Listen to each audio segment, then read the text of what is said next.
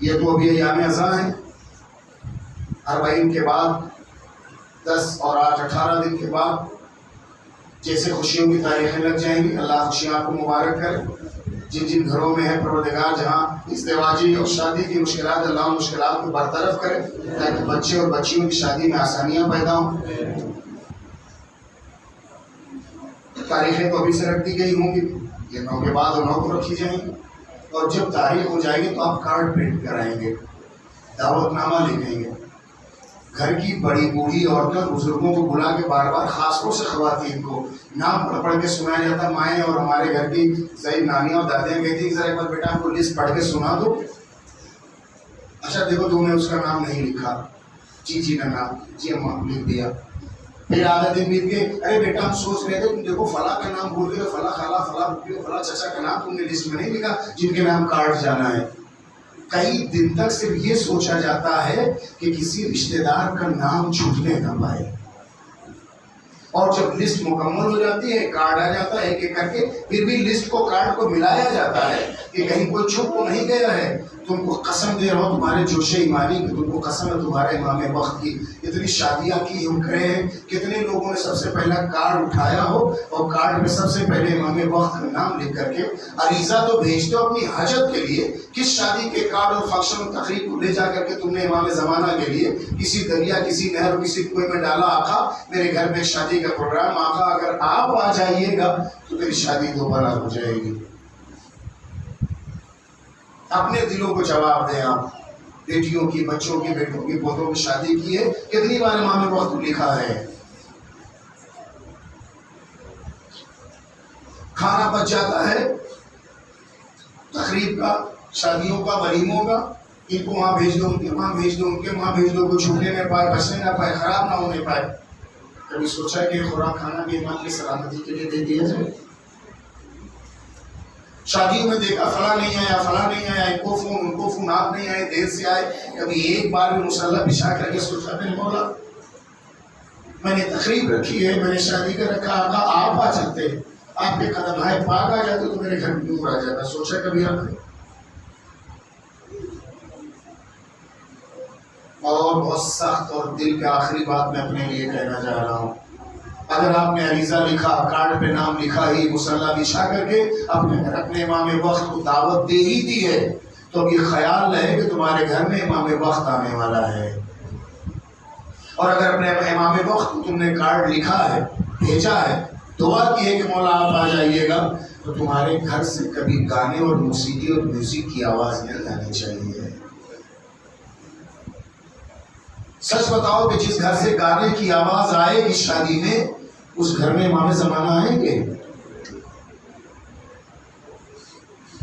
اگر یہ چاہتے ہو کہ تمہارے وقت کا امام آئے، حدیث کے ساتھ پڑھو، پنجتن پاک آئیں گے، زیارت عاشورہ پڑھو، شہداء کربلا آئیں گے، امام زمانہ کی زیارت پڑھو، وقت کا امام آئے گا۔ اگر امام وقت کو چاہتے ہو کہ تمہارے بچوں، بچیوں، بیٹوں اور بیٹیوں اور اولادوں کی شادیوں اور فنکشنوں میں آئے امام وقت، تو گانے سے بھاگے گا، آئے گا نہیں۔ آج اس فرش عذاب پہ بیٹھ کر کے اپنے آپ سے عہد کریے کہ آنے والی خوشیوں کے تاریخوں میں سب سے پہلے جسے آپ لکھیں گے رخا، سب سے پہلے جس کے نام کارڈ پر نام لکھا جائے گا اور آپ کے امام وقت کا ہوگا۔ دوسرا یہ ہے کہ جو بھی آپ اپنے گھر میں کوئی تقریب، کوئی فنکشن کریں گے، کسی کے گھر سے ایسی آواز نہیں آئے گی کہ اگر امام آیا اور دروازے تک پہنچا ہے تو گانے کی آواز سن کے کہیں امام واپس نہ ہو جائے۔ ساتھوں امام کا زمانہ ہے، امام موسیٰ کاظم علیہ السلام،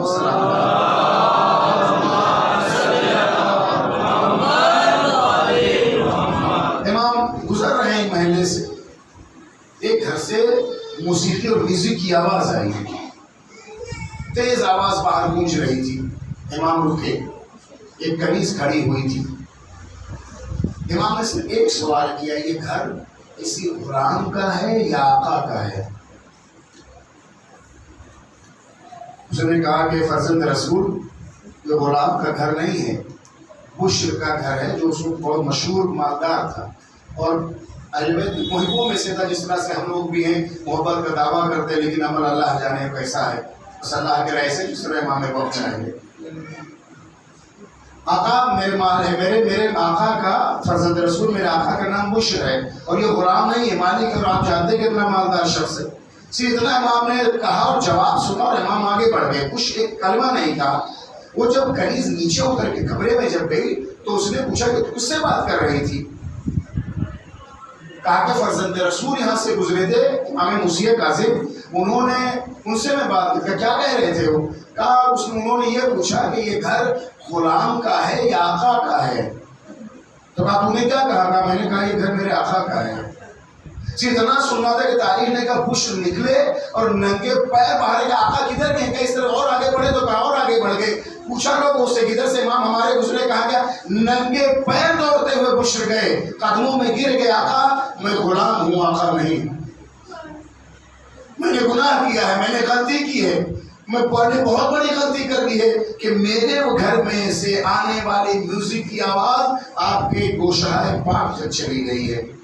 مولا میں اپنے گناہ کی معافی مانگتا ہوں اور آپ کو گواہ بنا کے کہتا ہوں کہ آج کے بعد کبھی گانا سنوں گا نہیں، آج کے بعد کبھی ان حرام موسیقی کو کبھی سنوں گا نہیں۔ مولا میری مغفرت بھی کروائیے گا، اور آپ کو میں گواہ بنا کے کہتا ہوں۔ تاریخ نے لکھا ہے کہ صرف اتنی ہی دیر کہ گھر سے یہ بشر نکل کر کے امام تک دوڑ کے گئے تھے، جوتا انہوں نے نہیں پہنا تھا، اس لیے ان کا لقب بشر حافی پڑ گیا۔ حافی کہتے ہیں جو بغیر چپل اور نالین کے باہر چلتا ہو۔ میرے جوانوں، میرے بھائیوں، خوشیاں تمہیں مبارک ہوں، ہر خوشی تمہارے گھر میں دستک دے، کوئی کبھی تمہارے گھر پر نہ آئے، لیکن یہ جانتے ہو کہ اگر شادیوں میں کسی بھی پروگرام میں اگر موسیقی اور گانے کی آواز آئے گی تو اس آواز پر شیطان دوڑ کے آئے گا، امام نہیں آئے گا۔ سچ بتائیں آپ، جو بھی آپ کی شادی کے ہمارے گھروں کی جو رسمیں ہوتی، مہندی کی اور کس کی، ہر ایک رسم میں جہاں سے ڈھول کی تھاپ ہو، گانے ہو، نازیبا کلمات کہے جاتے ہو، اس کے بعد پہلے دن سے لے کر کے 5 دن 8 دن جو بھی رسمیں ہوتی ہوں، تب سے لے کر کے جب تک دلہن گھر میں آتی ہو، جب تک رسم ہوتے ہیں، صرف گانے ہوں، صرف بے تکے کلمات ہو، صرف نازیبا کلمات ہو۔ جو شادی کی ابتدا گانے سے ہو تو شادی میں طلاق نہیں ہوگا تو کیا ہوگا؟ اس شادی میں جھگڑا نہیں ہوگا تو کیا ہوگا؟ اس شادی میں جہیز کے اوپر کیس اور مقدمہ نہیں ہوگا تو کیا ہوگا؟ لیکن جس شادی کی ابتدا تلاوت کلام پاک پر ہوگی، حدیث قصہ پر ہوگی، شہداء کربلا کے صدقے میں ہوگی، تم میں اگر کوئی پریشانی ہو بھی رہی ہوگی تو پروردگار حدیث قصہ کے صدقے میں، زیارت عاشورہ کے صدقے میں، حضرت زہرا کے صدقے میں تمہاری مشکلات خود بخود حل ہوتی چلی جائے گی۔ اگر یہ چاہتے ہو کہ تمہاری زندگیوں میں کوئی اختلاف نہ ہو، مالی مشکل کبھی پیدا نہ ہو، کبھی اولاد کے سے محروم نہ رہو، کبھی تمہیں طلاق تک کی نوبت نہ آئے، تو اپنے شادیوں میں اسے بلاؤ کہ جو بیوی قدم رکھتی ہے تو یہودی عورت اگر دلہن اس دنیا سے گئی بھی ہوتی ہے تو اس کے صدقے میں اس کی حیات فرق رہتی ہے۔ کیسے ہیں ہماری کے چاہنے والے، کیسے ہم شہزادی کے چاہنے والے؟ ایک یہودی تو اپنے گھر میں محمد کی بیٹی فاطمہ کو بلائے، اور ہم ہیں کہ کبھی حدیث قصہ پڑھ کے فاطمہ کو دعوت نہ دیں۔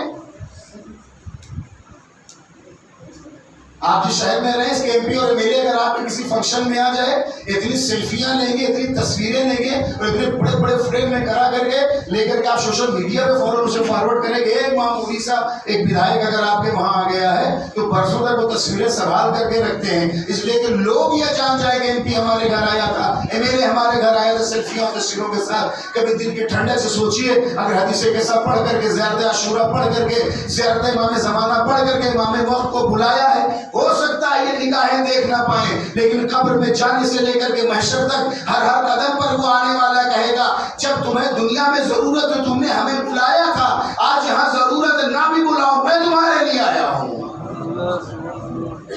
معمولی سیاست مدار کی تصویروں سیلفیوں کو سوشل میڈیا پر وہ پوسٹ کرنے سے بہتر یہ ہے کہ اس تصویریں دل میں سنبھال کر رکھو جو قبر سے لے کر کے محشر تک تمہارے کام آئے۔ کسی نے بڑا اچھا جملہ میرے دوستوں میں ایک نے کہا کہ مبین،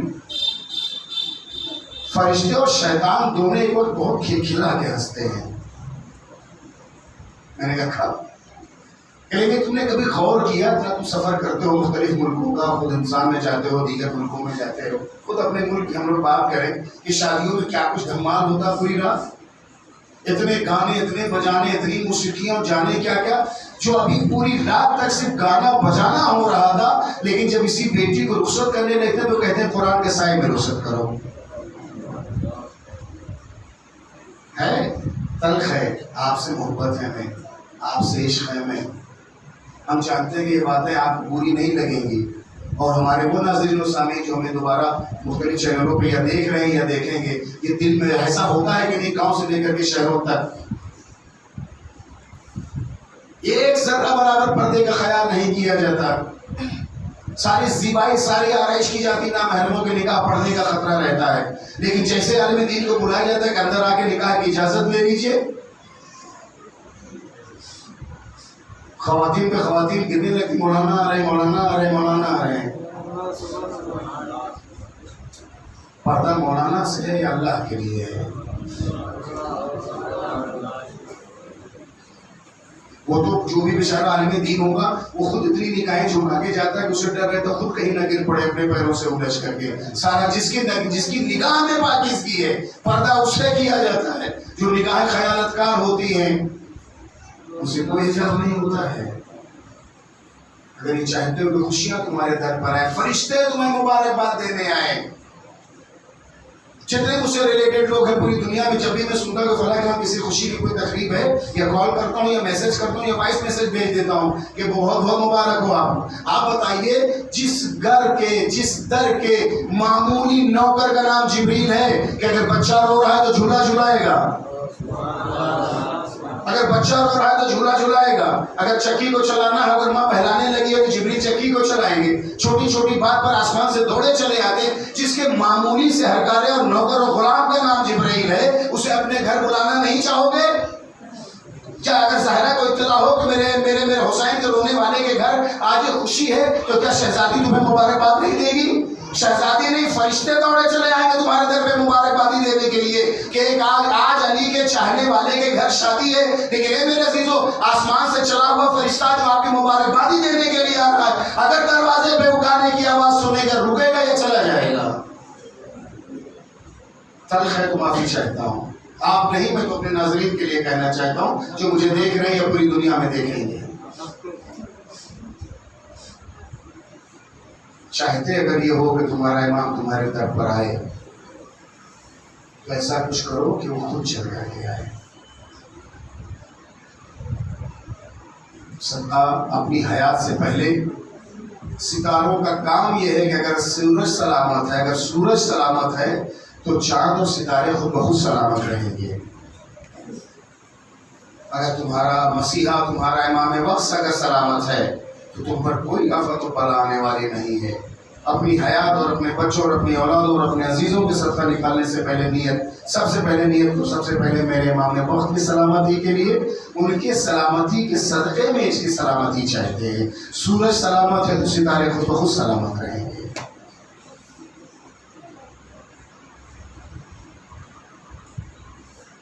قابل مبارکباد ہے وہ خاندان، وہ بستیاں، وہ علاقے جو اپنی شادیوں میں اپنی سب سے بڑی خوشی میں اپنی بیٹی یا بیٹے کے سہرے کے وقت مجلس حسین برپا کرتے ہیں.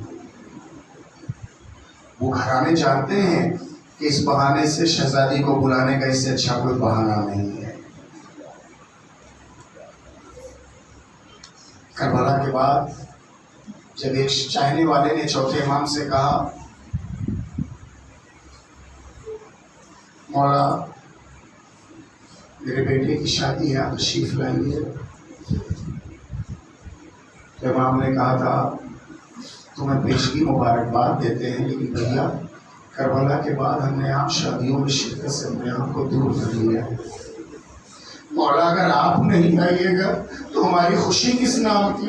مولا آپ آ جائیے تو ہماری خوشی دوبالا ہو جائے گی.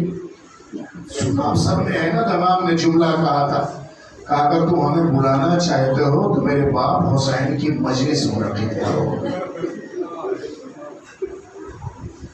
آقا آپ کا حکم سر آنکھوں پر، میرے آقا میرے مولا جیسا آپ کا حکم. مجلس منعقد کی گئی اور ہمارا نے لکھا ہے امام نے اس میں شرکت کی. لیکن کلیجہ پھٹ جاتا ہے جب یہ واقعہ اور آگے بڑھ کر کے دیکھتے ہیں کہ جب امام کو بلایا گیا تو امام فرش اعظم کے آگے آ کر کے نہیں بیٹھے، تاریخ میں لکھا ہے مجلس کے بالکل انتہا میں، میں لفظ دہرانا نہیں چاہتا ہوں، وہاں بیٹھ گئے جہاں سے مجلس کے پہلا اور آخری آدمی بیٹھا رہتا ہے۔ ادب منبر کے تحت میں احتیاط سے ہمیشہ جملہ استعمال کرتا ہوں، بہت ہاتھوں کو جوڑا آقا، آپ آگے چل کر کے بیٹھیے، صاحب اعزا ہے آپ، مالک اعزا ہے آپ، کہا نہیں یہ جگہ عزاداروں کے آنے کی ہے، یہاں میرے باپ کے عزادار آئے ہیں۔ میرے عزیزوں، اے میرے دوستوں، اے میری ماں بہنوں، اگر چاہتے ہو کہ سید سجاد تمہاری خوشی میں آئے تو اپنی خوشیوں سے پہلے امام کی مجلس برپا کرو۔